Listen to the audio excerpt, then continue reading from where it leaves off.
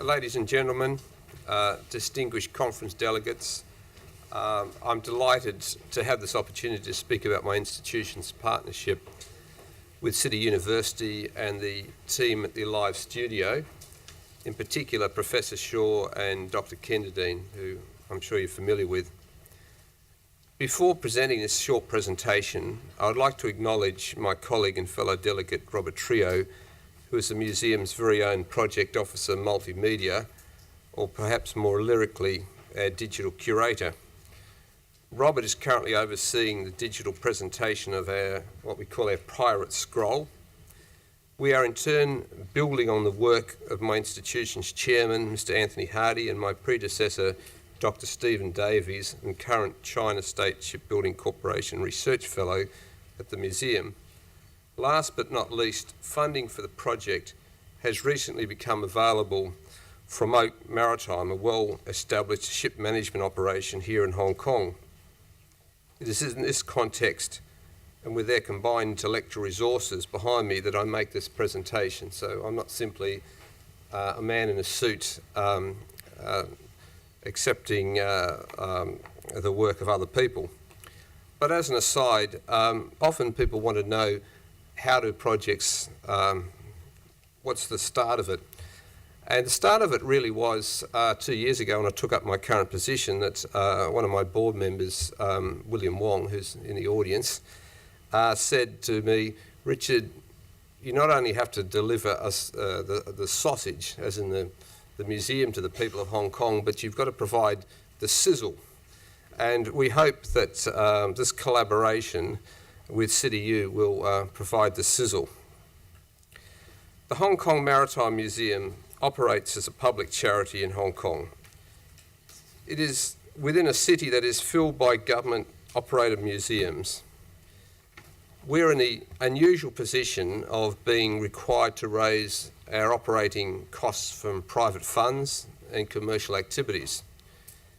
In the past and continuing, the Hong Kong shipping industry has provided the largest amounts of this financial support. More recently, the Hong Kong Maritime Museum, the Hong Kong government has generously agreed to cover the estimated 115 million Hong Kong capital cost of relocating the institution from Stanley to Central and contribute towards the museum's annual running expenses. You can see the past and the present. If you go down to Central Pier 8 at the moment, it's covered in netting, so you've got to make do with a digital presentation. As the museum moves to its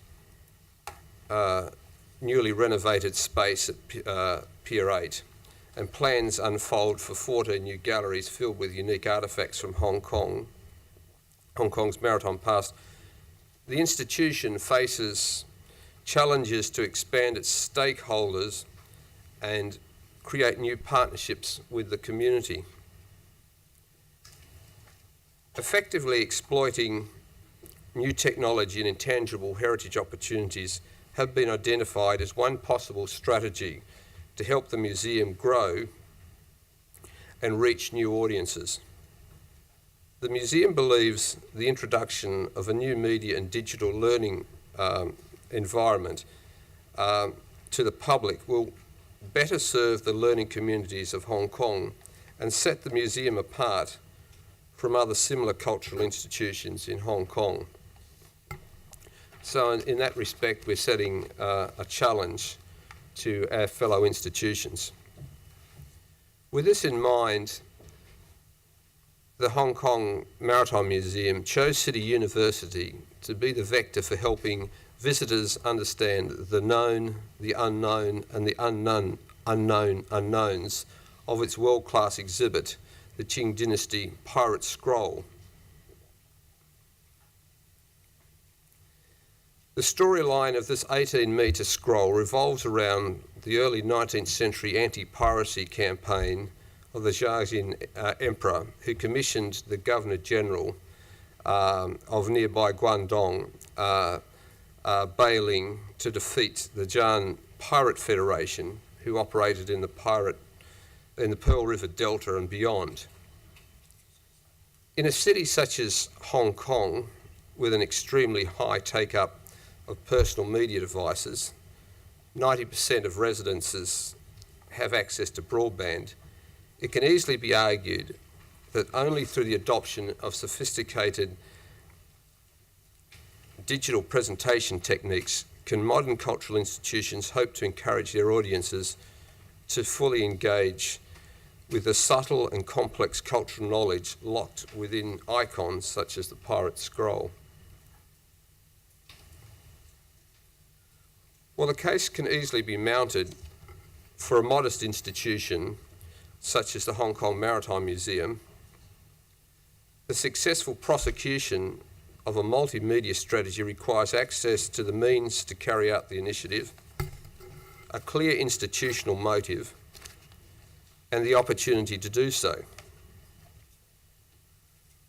In this case, the decision of the Hong Kong government and City University to invest heavily in supporting a framework for the training of a new generation of digital artists and producers made possible the meeting of a willing buyer, meaning the museum, and a willing seller, meaning City University, in an emerging cultural marketplace.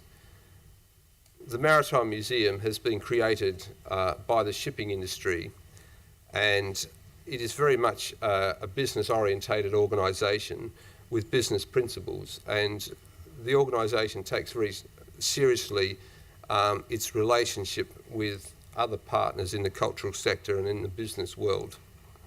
So we're delighted to be able to bring to City University a significant project with which in turn could help satisfy its own needs. As delegates to this conference are aware, City University has its own multimedia showroom, facility vital to highlighting to clients what is possible.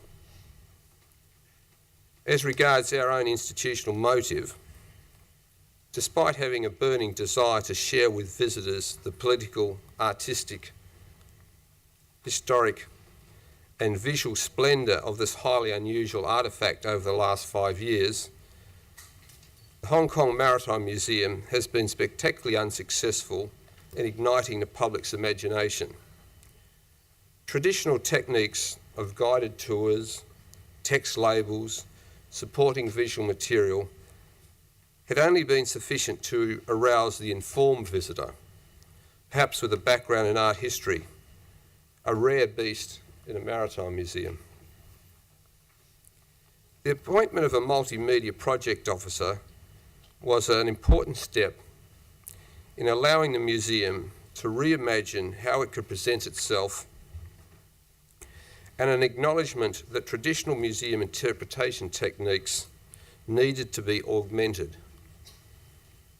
The search for new ways to engage ironically led museum staff to carry out additional research, which more fully decoded the scroll's meaning and engaging storylines.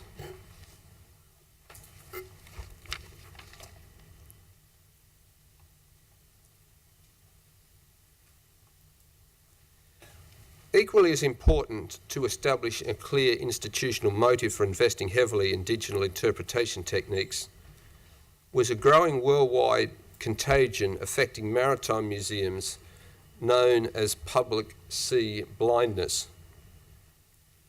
This ongoing threat to the viability of maritime museums was centred on a perceived, if not actual, indifference or at least devaluing of stories and ideas focusing on ships and the sea as presented in museums. An irony not lost on those in the maritime industry who understand that the world's economic prosperity is tied to the efficient movement of goods and services across the oceans, and that humanity's very survival is tied to the health of increasingly polluted and depleted seas. The worthy but dull marketplace categorisation of our work was not helpful in achieving the Museum Board's vision. to showcase Hong Kong and China's maritime connections to the world, focusing on the Pearl River Delta and the emergence and development of Hong Kong as a port and a world shipping centre. New thinking was required. The Qin Scroll has formed the perfect storytelling base to begin the narrative of modern Hong Kong. From its emergence as a barren rock, unwanted by British politicians in 1841, who were initially unsure of the wisdom of their navy's Far Eastern adventurism, to today's metropolis and global trade centre. In fact, it could be argued that the story of the scroll suggests it was the Jiajin emperor who created the preconditions for civilised commerce 40 years before by declaring war on the pirates who infested the coastline of southern China. That, of course, is for maritime historians to debate, but certainly from a storytelling and myth-making perspective it has merit. But let us start at the beginning. The Hong Kong Maritime Museum acquired the Qin Scroll in late 2004. It had spent almost a century in an apartment in Paris, built into a glass-topped coffee table with rollers at each end, so the whole scroll could be progressively viewed beneath the glass. The people who inherited the scroll put it up for sale. It found no buyers in Beijing, and it was on its way back to Paris that the Hong Kong Maritime Museum struck. The museum calls it pacifying the South China Sea. Sadly, this is a guess based on the story the scroll tells and how the story was generally referred to in Chinese literature of the period. For the scroll, probably because of its curious history, is missing the usual end parts, which show the title and perhaps commentaries or poems by the artist or successive owners, chopped with their personal seals. So we have an artefact with some essential elements missing. We think from the scroll's quality, size and topic, it could have been the production of a court painter and his studio. There is another Jiajin period scroll featuring the hero of the scroll, Bai Ling, who was Governor General of Guangdong and associated areas, also celebrating a victory over pirates, painted by another court artist, Yun Ying, known Return After the Glorious Sea Battle. So a pattern is emerging that these scrolls were in fact part of government propaganda.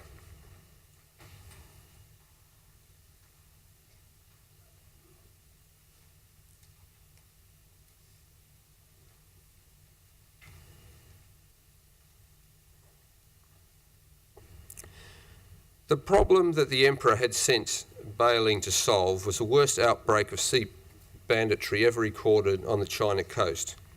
The Shan Pirate Federation, built by Zhang Yi from 1802 to 1807, had grown under his successor, Zhang Ji Sao. By 1809, it comprised six fleets, the red, black, green, yellow, blue and white, and had approximately 70,000 personnel. So that is a pretty big pirate fleet.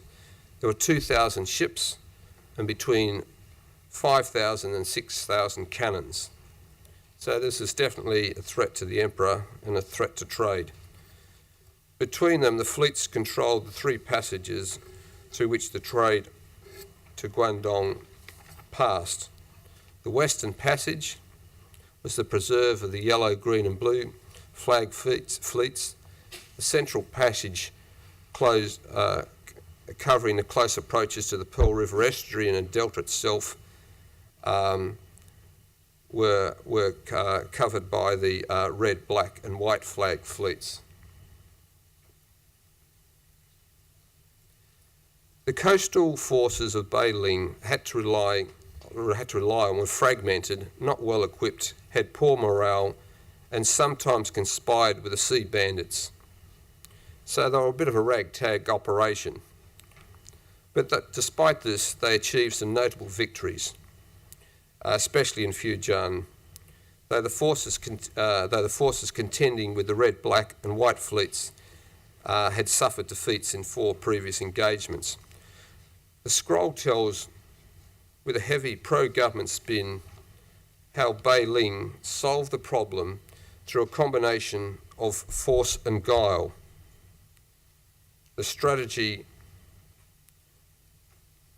described as annihilate and appease.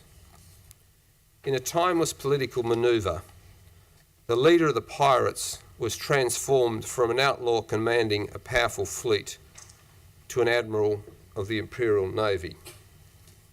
As you can see, there's political irony everywhere. Clearly, with such a story at its disposal and a partnership with City University in place, the means and motive were established to create something special. But what about the opportunity? Developing museums should be a creative process where hopefully the building plan can be bent, even at the last minute, to reflect big ideas that emerge. Fortunately, in the case of the Hong Kong Maritime Museum, a large multi-purpose space, special exhibition gallery, was always envisaged. Although far from ideal as a multimedia space, it did have 3 redeeming features. It was large, it was adjacent to the entrance, and it had an 8-metre ceiling. Unfortunately, with a grass roof and spectacular views of the harbour, a blackout situation was impossible. Dusk rather than midnight is the best that can be achieved.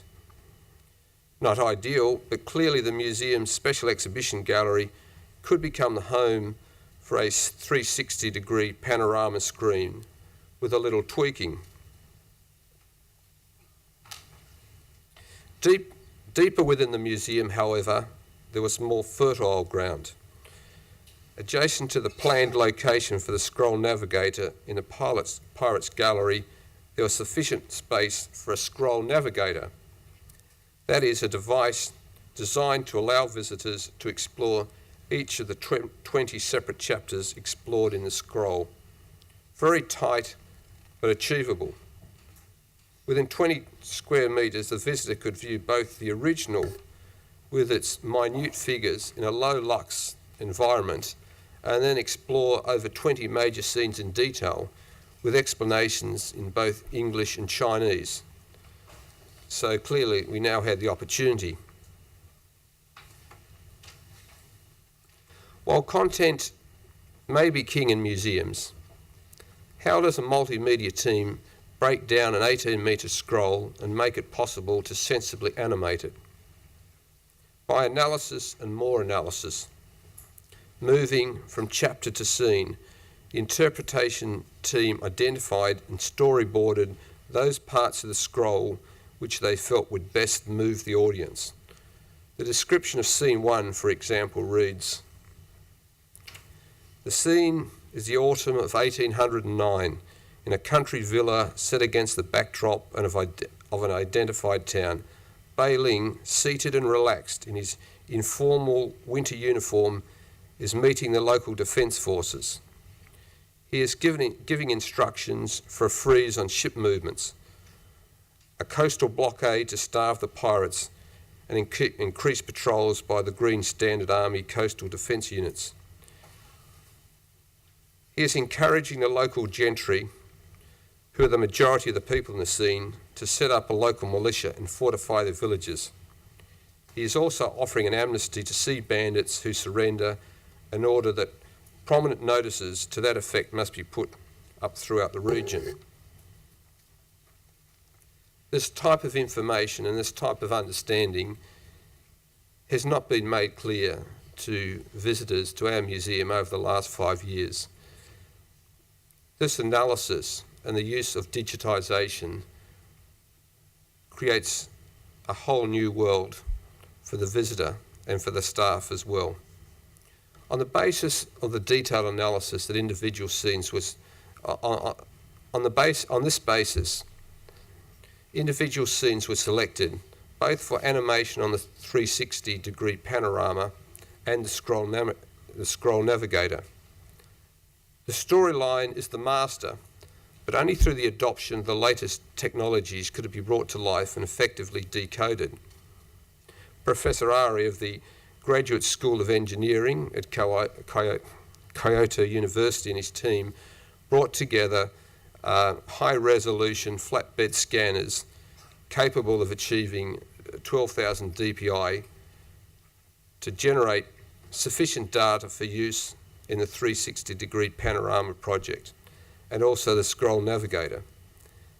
The subsequent digital images have also achieved a truer colour resolution than was previously believed possible, and allowed for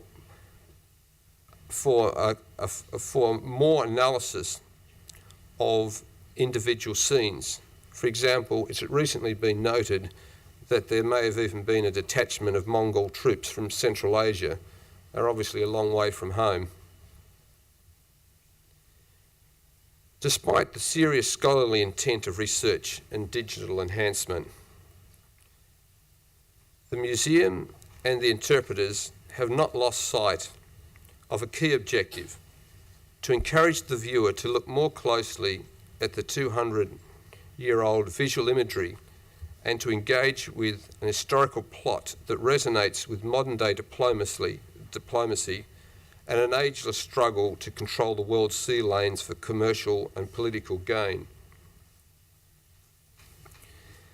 In a clear acknowledgement, that's what happens if the museum doesn't open on time at the end of February. In a clear acknowledgement of Chinese traditional storytelling and the visual representation of landscapes and people, the animation style is respectful and mostly subtle. Scenes are reviewed through the mist, flags gently flutter in the breeze, and ships move in the swell. Negotiations between Governor Beiling and the chief pirate highlight the complexity of discussions and the importance of rank as signified by traditional imperial symbols such as the peacock feather. These are all faithfully represented. Nevertheless, the drama and violence inherent in a military campaign against pirates are brought to life. Ships are burned and pirates literally lose their heads. The sounds of cannon fire and blood-curdling screams will also fill the air as up to 25 people view a 12-minute presentation in the round. Text will also be used sparingly to highlight the importance of each scene. Complex as this may seem, with over 60 separate animations featured, the scroll navigator also demands thorough planning. In this device, the object of the exercise is to decode and describe what is occurring in each selected scene. Depending on the setting, up to 10 different elements will be explained via text when the visitor passes over a hotspot. It'll be made clear, for example, that the receiving of a hat by the chief pirate from the governor with peacock feathers denotes the transformation of a high-ranking sea bandit to an imperial Chinese admiral sworn to do the bidding of the emperor. Both projects are due for completion in early February and will assuredly set a new standard for the vigorous and engaging presentation of historical events essential to understanding Hong Kong's maritime past. The animated previews completed to date will hopefully encourage you, a knowledgeable and visually critical audience, to understand the known, discover the unknowns, and seek out the unknown unknowns in a magnificent example of 19th century propaganda art, which will be found at Central Pier 8, Victoria Harbour, Hong Kong. Thank you.